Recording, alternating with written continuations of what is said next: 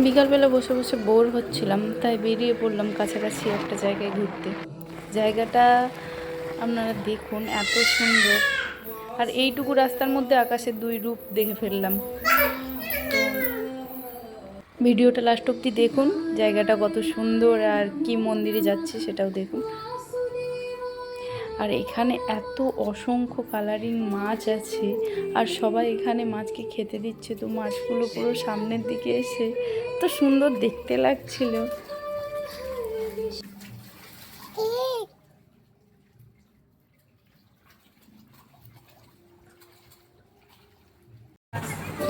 যাদের দুর্গাপুরের দিকে বাড়ি বা দুর্গাপুরে কোনো আত্মীয় বাড়ি, তারা এই মন্দিরটা খুব ভালোভাবেই জেনে থাকবেন। তো এটা কিসের মন্দির সেটা আপনারা দেখতে থাকুন, আমি বলবো না, ভিডিও দেখলেই বুঝতে পারবেন। আর এই ফুলের নামটা কি সেটা আপনারা কমেন্টে আমাকে জানান। আপনারা কোন নামে এই ফুলটাকে ডাকেন তো সেটা আমাকে জানাবেন অবশ্যই। দেখতে থাকুন, মন্দিরটা এত সুন্দর।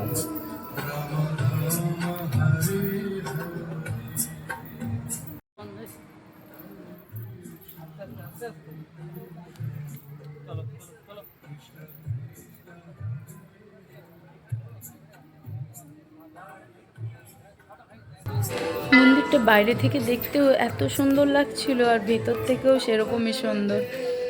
তো এখানে আমরা যে টাইমে গেছি তো সেই টাইমে প্রসাদ দেওয়া হচ্ছিল। প্রসাদ হচ্ছে পায়েস।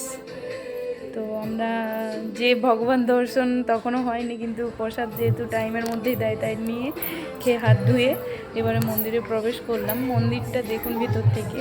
দীঘার জগন্নাথ মন্দির অনেকেই দেখেছেন, সেই পাথর দিয়ে পুরো মন্দিরটা তৈরি। জগন্নাথ মন্দির যে পাথরটা দিয়ে তৈরি, দীঘার জগন্নাথ মন্দিরের কথা বলছি, তো সেই পাথর দিয়ে তৈরি।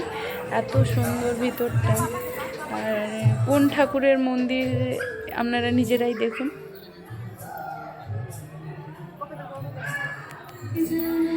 দেখুন, নন্দী মহারাজকে দেখে বুঝতেই পারছেন কোন মন্দির। আর শিবলিঙ্গটা এত সুন্দর, এত বড়, সত্যি দেখে চোখ আটকে যাবে, এত সুন্দর। হর হর মহাদেব, জয় বাবা ভোলেনাথ।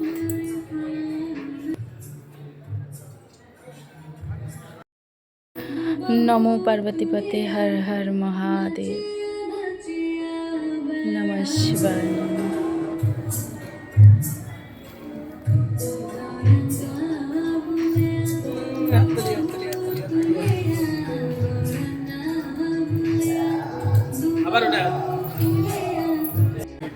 যথারীতি তার বদমাশি শুরু হয়ে গেছে, এটা তো কমন ব্যাপার।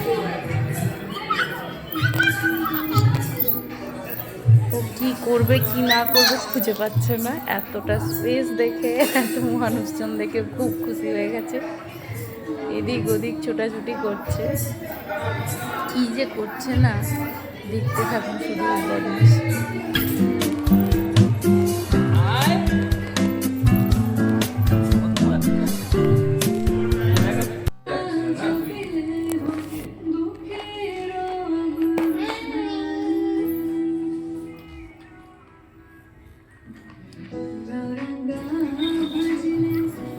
সত্যি সন্ধ্যাটা খুব সুন্দর কাটলো মন্দিরে। আর এটা হচ্ছে প্রবেশদ্বার আর বাহির পথ। তো এই গেট দিয়ে বেরিয়ে যাব, বাইরে জুতো রেখে ঢুকতে হয়। যারা দুর্গাপুরের কাছাকাছি আছেন অবশ্যই এসে মন্দিরটা ভিজিট করবেন, সত্যিই খুব সুন্দর। টাটা, সবাইকে ভালো থাকবেন।